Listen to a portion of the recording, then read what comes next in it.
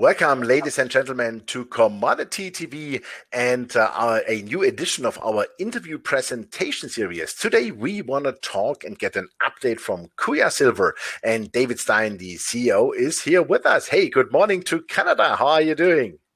Good morning, Jochen. I'm doing great. Thank you. Super, fantastic. Great to have you here. Thanks for taking the time. Kuya Silver wants to bring the Bethania mine very fast into production.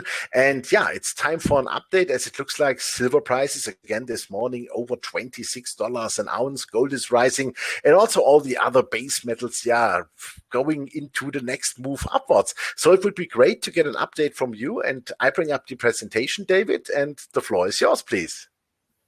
Great. Okay. Thank you. I'm pleased to give an update on Kuya, and also if it's new for you, great opportunity to learn a little bit about our story. So we trade on the CSE at the moment. Ticker symbol is KUYA in Canada, and then KUYAF in the United States, and we are also trading in Germany as well. So there's how you can buy our stock. Quick disclaimer, I won't spend any time here. Just say that you can download the presentation from our website or through, Commodity TV as well. Yeah, Swiss Resource, actually, it's listed Swiss there. Resource, right? Okay. And all right, so let's get started. So, Jochen mentioned this, but our flagship asset is the Bethania Silver Mine in Peru. It's a past producing silver mine. We're looking at putting it back into production bigger and better than ever. So it was producing up until 2016 as a toll milling operation where they were trucking their high-grade silver ore to other mines in the area to have it processed.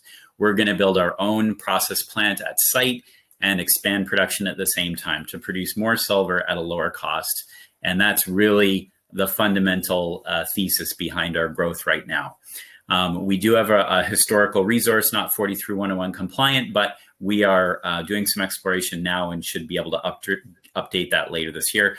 We are very confident about our ore body, and we are moving ahead with mining as we speak, or with the engineering process to do mining later this year.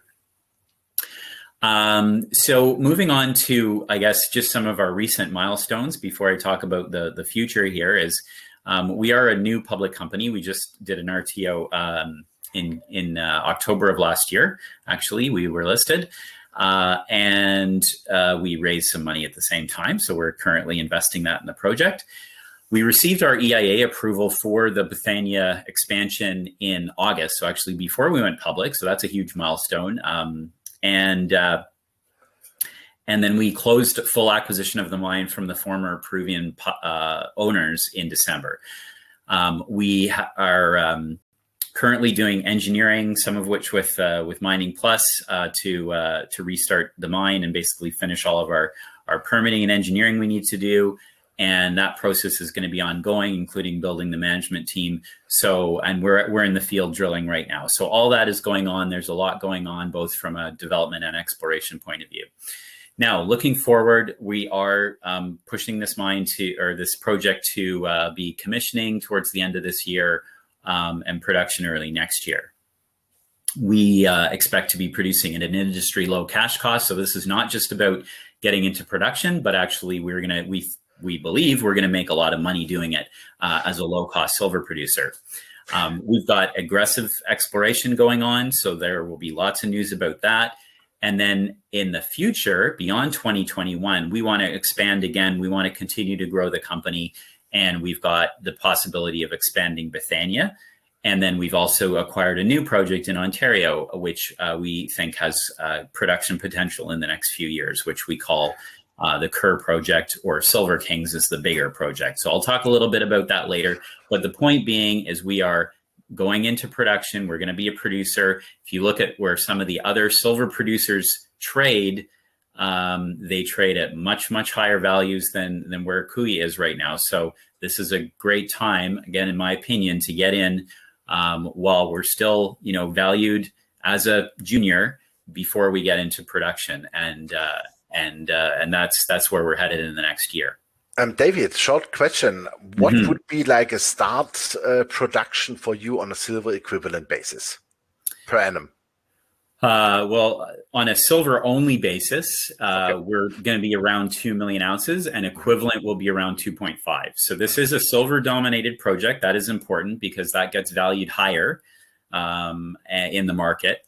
And because investors, if they want to invest in a silver project, they want it to be mostly silver, and that we've got that. So this is a silver project. 65, maybe even 70% of the value will be silver, depending on the prices when we start next year. Mhm. All right, let's move on. So we've got just under 40 million shares outstanding now, after a few acquisitions, which we've issued some shares for. So that's it. We're not a lot of options or warrants out there. Very tight share structure, and great shareholder base. Management owns a lot of shares. And I personally am the largest shareholder within that management group. And then we've got some good institutional shareholders: Commodity Capital, Eric Sprott, Sprott Asset Management, Crescat, etc., who are all some of our largest institutional shareholders. So we're still new and growing, and there's lots of room on the bus, but we are very excited about our shareholder base right now. All right, so we're following what we think is a proven business model in the silver space, which is to capitalize on these undercapitalized assets in the silver space, mainly these high-grade vein mines, which is where most silver is produced in the world, in Peru, Mexico, and a few other locations. So we're in Peru, and when you can acquire these small-scale mines from local owners, you can add capital to them, and in our case, we're bringing capital from the public markets, and that allows you to expand production, lower costs, and do proper exploration to increase resources and reserves. We're doing all of those things at Bethania, and that's really a fantastic opportunity for low-cost growth. We benefit from byproduct sales, as most silver mines do, and those prices are strong: gold, silver, or gold, lead, copper, zinc, etc. So we've got actually 5 metals in our ore, although it is mostly silver, as I mentioned before. And what I really like about these high-grade vein mines is they are just overall lower risk. So they're predictable geology. You follow the veins, low capex, and well-established mining methods. And just as importantly, they tend to be less controversial from a CSR, from an environmental permitting point of view, because they're just lower footprint. So you're producing, in some cases, you can produce as much silver, but with much less tonnage of rock. And that's all about the high grade, and that's what we've got at Bethania. Okay. Here's where we're located. I won't spend too much time on this slide, but here's Lima, the capital, and we're about 170 kilometers as the crow flies up in the Andes. There's a belt of mines here. This is just some of the bigger public companies that we've got mentioned here, mostly lead, zinc, some silver, gold as well. And it's a prolific mining area. Central Peru is very mining friendly in general, and also, good infrastructure, roads right to site, power nearby, hydropower nearby.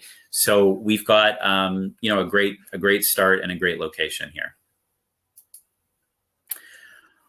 All right. One of our big, I think, selling features and what differentiates us from, other junior silver companies is that we've got a dual track to create value with our shares and our company right now, in the sense that, we're not relying purely on exploration. We do have a development story that is, going to add a lot of value, especially as we get Bethania into production over the next year. So that's what we call our dual track value creation. On the bottom, we've got Bethania going into production, and you can see some of the milestones that we see over the course of the rest of this year, finishing engineering, starting the construction, starting the underground development, and we'll make announcements on all of those things as they come up over the coming months. And then on the top, we still, like many others, we still have very, very exciting high impact exploration. We've started to announce some results at Bethania. We are drilling right now. And we just announced some surface sampling results. We discovered some new veins that we didn't know about. So the Bethania exploration is getting very exciting. We will calculate a new resource later this year, and we would expect to continue aggressive exploration and get more and more aggressive as the year goes out. At Kerr in Ontario, we also will be starting a drill program in about actually a few weeks. And then we'll have news on that as the drill program progresses. And our goal is to have a resource by the end of the year there as well.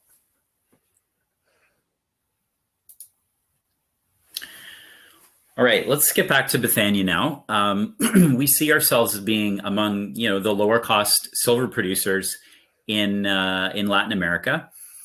And the reason we are confident about that is, first of all, we've got high grades. And that's not changing. That was the case when the mine was running in 2016 and before. We are going to get higher recoveries, though. By building our own plant and having it designed for our ore, we can maximize the recoveries. And I'll give you an example. We have copper and gold in our ore. We've never been paid for those two metals before because we were always processing at other plants, and they were not set up for our ore. So, so those metals were lost. Now we can recover them. So that's very exciting. We have no royalties or streams on the project, which a lot of other guys do nowadays.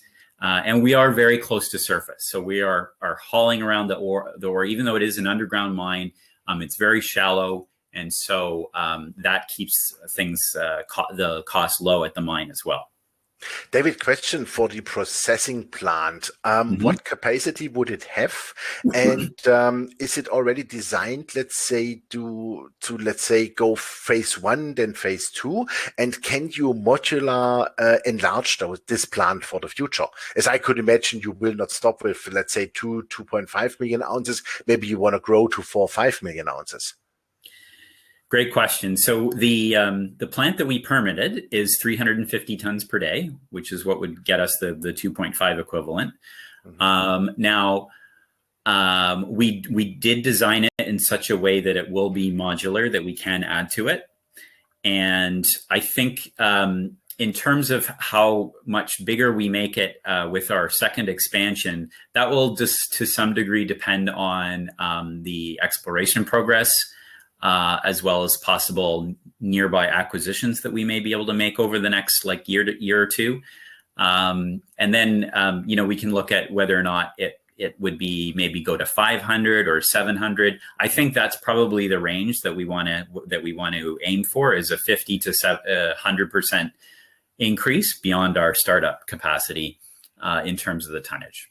And do you have to apply for new permits then? Because 350 tons is like the small minor, how can I say that? Small miners act in Peru, right? And I think right. this is the limit for 350 tons. And then do you need afterwards new permits, or do you need to enlarge the permits? How does that work? So they're not new permits. You do have to permit an expansion, though, or any material change to your plant, and so we will do that, and we will go into what's called the general regime in Peru. So which is what all the other mining, bigger mining companies use, and that's run out of Lima instead of the provinces. Okay. So it's a very well-trodden path that we're taking in terms of getting bigger, and that's what we intend to do. Super. Okay. All right. So I kind of mentioned this already, but some of the benefits we see by having our own plant: lower treatment refining costs, also additional metals. Lower processing costs. We don't have to pay a toll milling fee anymore. That was a big cost before. And of course, the transport. You don't have to drive your raw ore all around the Andes to have it processed. We're going to process it right at site. And obviously that reduces the trucking cost by, a huge amount. Where do you expect then the new AISC? Well, we haven't put out any, kind of official guidance about that recently, but look, let me explain it this way, Johan. So in 2015, which was the last full year of production, we know because there's financial records that the mine produced at $16.30 all-in sustaining cost. Okay, and that alone is already pretty low when you compare it to some of the current public companies that are $20 plus. Okay. Yeah, absolutely. So we're at 16, and that's before the expansion, before having the plant at site. So we are quite confident we can drop at least $3 to $4 off the cost. And obviously there are some other factors relating to the prices of the various metals which play into that cost. In general, higher prices, your AISC is going to be slightly higher for various reasons relating to the treatment refining, but it still should be very low in that range. Okay. Unless the silver price goes to 50 or something dollars, and then who cares? Then, exactly. If it goes there, then our prices, our costs will go up a bit because of the treatment refining contracts. Okay. All right. Let's quickly get into exploration here. It's very important. So before I talk about the bigger picture on the exploration, this is what, sort of a typical vein in our mine looks like. We've got 6 of these. This is a smaller one, but this is a very high grade one called Veta Victoria. So we drive into the mine at the 670 level. And there's only one level below that that's been developed right now, which is the 640 level. So they've been developed on, I think, 3 of the veins of the 6 veins. So the 640 level, they did a ramp. That's anything from 670 and deeper, we will have ramp access to. 670 and above, we can basically get in from the side of the hill, as you can see. So and really the history of this mine, 40 years ago, is they started very, very close to surface, closer to the top of this hill, and have been going in on these adits, and now obviously we're going to be making things bigger and using a bit more, bigger equipment in order to get more tons. All right, now here is this is the 1.5 kilometer land package that is permitted, the mine, that we call this the mine. However, the mine itself is actually only on this westernmost 400 meters, maybe 500 meters when you go to the edge of Doce de Mayo vein, one of our 6 veins. So you can see here at the bottom levels of the mine, we have super high grade samples. Now this is very consistent with what has been mined above in the previous years, and it tells us that there's still a lot of potential at depth, and that's really important because obviously we think that that right now there's only we're only 150 meters from the surface here, and so these steeply dipping vein mines, they can go 500 meters, even some go a kilometer below surface. So we've got lots and lots of room to grow this deposit at depth. But then along strike, we are also very excited about, the potential here. We did know about this historical working before Española Dos. It's not part of the resource. So we've been, basically exploring or prospecting around here, and we've found all sorts of new veins. The Samantha vein and the Santa Elena vein in particular are brand new discoveries by our geologists. And we just announced recently that the Santa Elena vein, this is right at surface, sticking out of the ground. We got 91 ounces per ton silver. So, and within a much longer zone. So, so very, very exciting. And we'll do some drilling in this area in this first program. And it looks like, based on the success of the surface program, we're going to have to do more drilling later in the year here because, we just did not budget enough drilling for the amount of, success we're getting in this area. So, so it's very, very exciting. And basically, if you go to the Santa Elena vein and you sort of look back to where they stopped mining previously, that's about a double of the strike length. So, so it takes the strike length from about 500 meters here where the star is, over to about 1 kilometer. So that's obviously very exciting. And again, so if we can double it along strike, double it at depth, the multiples of the resource get pretty big. Mm-hmm. Okay, and here's a zoom in of that. This is actually the surface. So this again shows you some of the sampling that we've done recently. So this area here we call Veta Samantha. It actually is. It looks like it's hooking up with Espanola Dos, and then this area here, Veta Santa Elena. This one is where we got the highest ever grades at surface. And in addition to that, kind of interesting, we got very high gold grades, which is something that we don't know a lot about because they stopped sampling for gold at one point when they were cutting costs in the mine. Around 2013, they stopped sampling for gold. So we do have gold in the mine, but certainly not this kind of grade, 11 grams per ton. That's extraordinary. So we're very excited about that, and obviously gold's a nice byproduct to have. Okay, let me just conclude quickly with our second project in Ontario. We just acquired this about a month ago from First Cobalt. And it's a deal where we acquired the land in the red area, which we call the Kerr project, 100%. So we own that outright. And then the orange part goes into a joint venture where we can earn 70% with First Cobalt.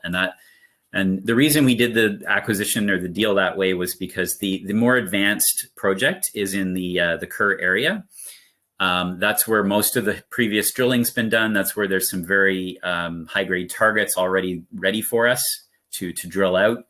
And then the orange area, that bigger 9,000 hectare land package, that's very prospective in our view for like elephant hunting for a big new silver discovery.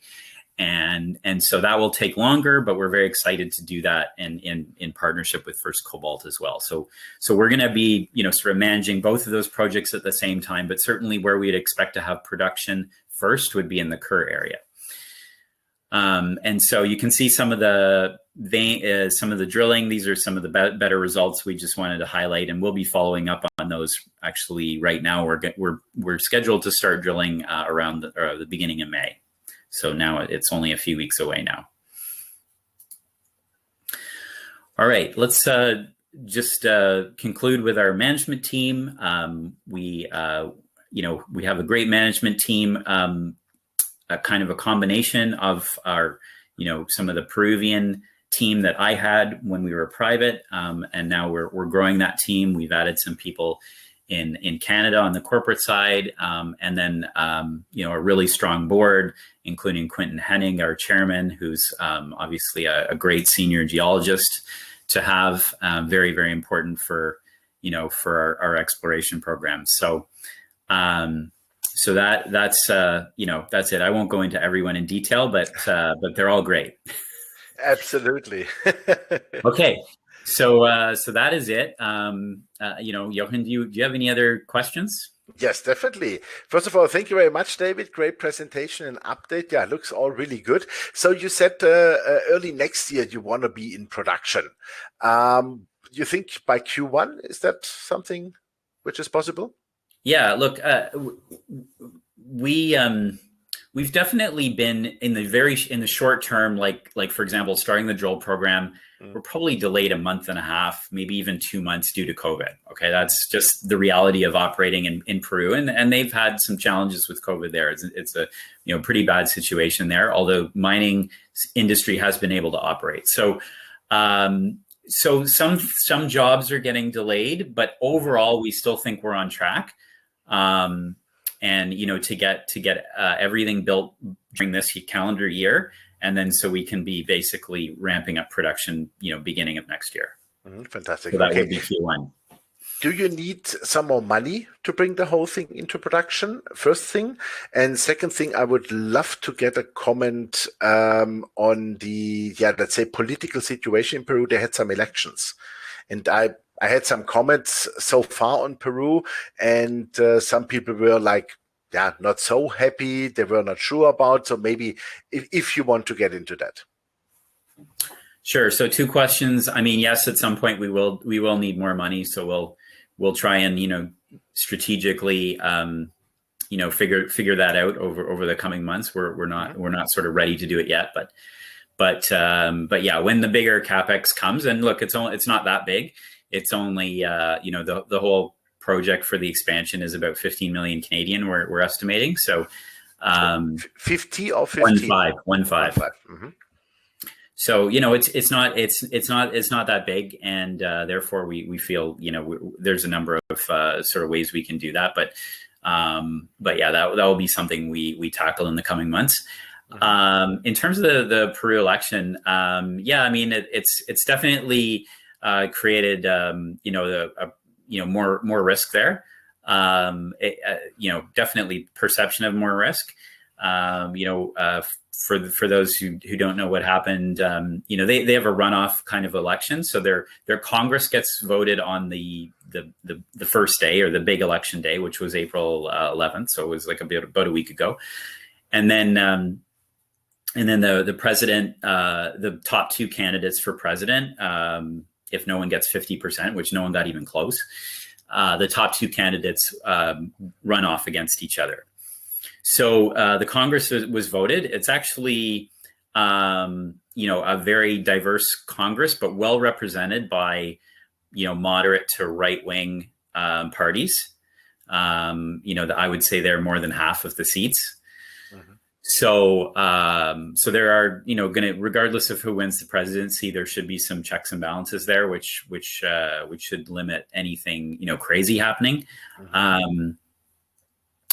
But among the two presidential candidates, one is a guy who is, he's sort of like, I would characterize him almost like a left-wing Trump, in the sense that he kind of came out of nowhere as an outsider, wasn't even polling very high before the election. So the media missed it all completely.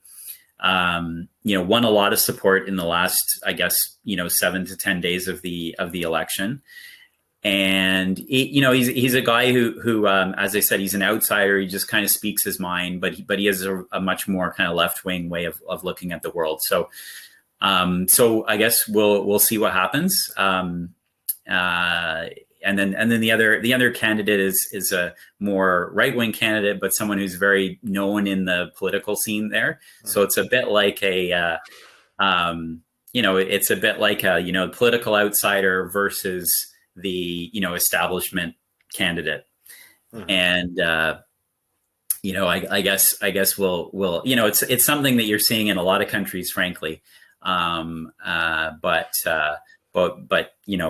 there's about more than a month. I think that I know the election's in early June, so there's more than a month and for them to jockey for position here. So I guess we'll just monitor it and see what happens. Absolutely. No, and I think finally at the end, everybody needs jobs because they need taxes. Yeah, exactly. And mining is super important in Peru, right? Exactly. The mining industry is their biggest industry from an employment and a GDP, revenue, taxes, all that kind of stuff. So yeah,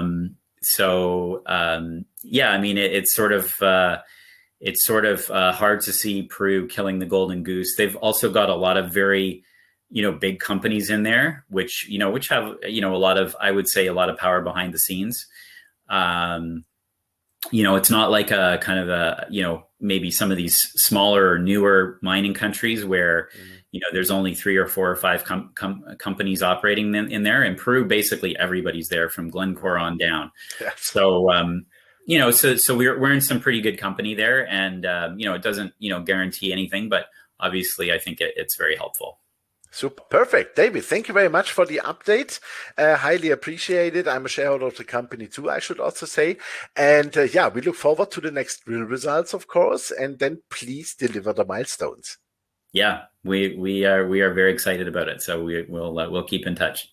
Okay, super. Thank you very much. Yeah, ladies and gentlemen, that was David Stein, the CEO of Kuya Silver. Yeah, probably one of the latest or newest then silver producers in Peru. Hopefully in the next quarter meeting from here, approximately 10 to 12 months, they will be in production then, and starting on a smaller scale, like with 350 tons per day, but they can ramp this up probably to 500 to 700 tons per day then later on. And the majority, meaning approximately 65%, will be silver, but beautiful byproducts as gold, lead, and zinc. And yeah, this is exactly what we need. And Peru still is an excellent place to mine. Definitely, Peru is also, I think, yeah, number 4 or 5 in the world's mining places here, and number 2, for example, for copper production. So great place to be. And I would suggest you have a very close look on Kuya Silver, because I think there's a lot of room for higher valuation. Thanks for watching us. All the best. Stay healthy, and bye-bye from Switzerland.